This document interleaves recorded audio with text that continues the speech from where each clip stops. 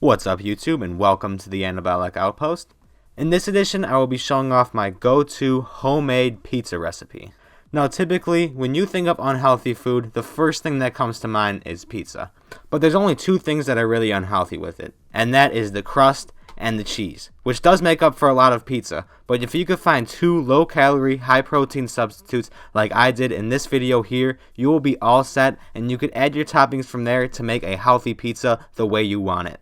Like I said, once I show you these two swaps, you really won't even have to watch the rest of the video unless you want to see my personal favorite way to eat pizza this way. Now the first swap that you're going to want to make are for these Joseph's pita bread. You could also use their lavish bread if you want a thinner crust, but I personally like the pita bread just to remind you of that pizza doughiness that we all love. And if you look at these, it is only 60 calories per pita. So even if you make 4 personal pan-sized pizzas, you'll really only be looking at 240 calories for the crust. This also includes 6 grams of protein per crust. And this next thing that I'm showing you guys is the fat-free mozzarella cheese. You'll probably most likely find the Kraft version of this, but if you could get lucky at Walmart and find their version of it, it is going to be half the price per bag. Typically, I make 4 pitas worth of pizza, and I will usually use 9 servings of this cheese with 9 grams of protein and 45 calories per serving.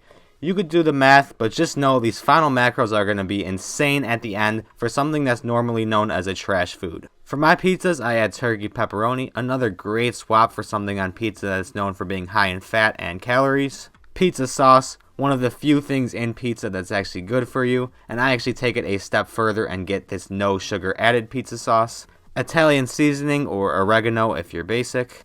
And for my vegetables, I go with mushroom, spinach, onion, green pepper, and some freshly grated garlic. First things first, before you start to make your pizzas, you're going to want to preheat your oven to 400 degrees. I recommend that you use a pan with holes in it as it gets some airflow into the crust, and it also makes it a lot easier to pull out. But if you don't have one like this, you could just place the crust directly on the rack. Obviously, the first thing that you're going to want to start off with any great pizza is to take out the pizza sauce and start to spread it.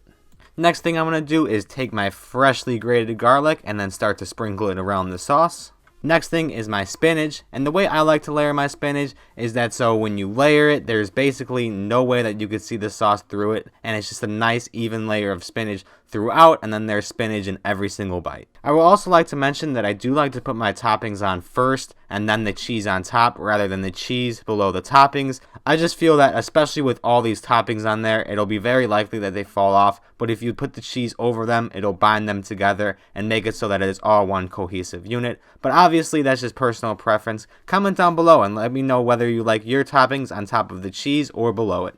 Now that the layer of spinach is on there, I just go ahead and take my chopped up green pepper and onion and then go ahead and just sprinkle it around the pizza.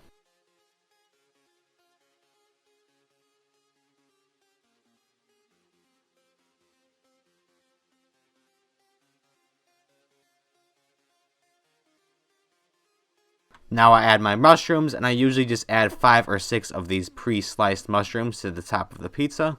And here's that delicious turkey pepperoni going on now. I usually just fill this in with the cracks of the mushroom that aren't already covered. And finally, the part that binds it all together, the fat-free cheese.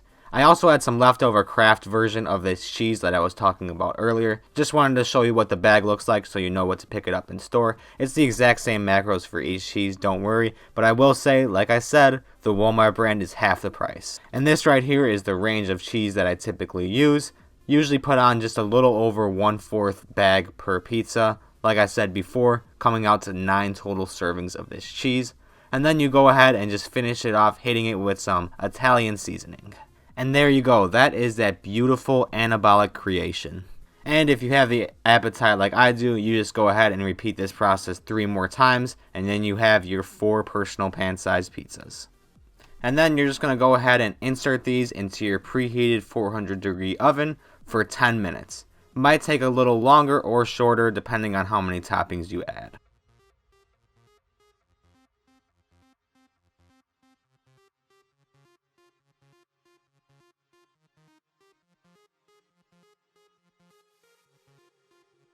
And that is what it's going to look like once you pull it out of the oven. It all depends on how golden brown you want your cheese, but I just like a little bit of browning. And now for these unbelievable macros, a whopping insane 121 grams of protein on this, only 68 grams of carbs, which is quite impressive, 11 grams of fiber, and only 13 grams of fat, making for a total of 830 calories.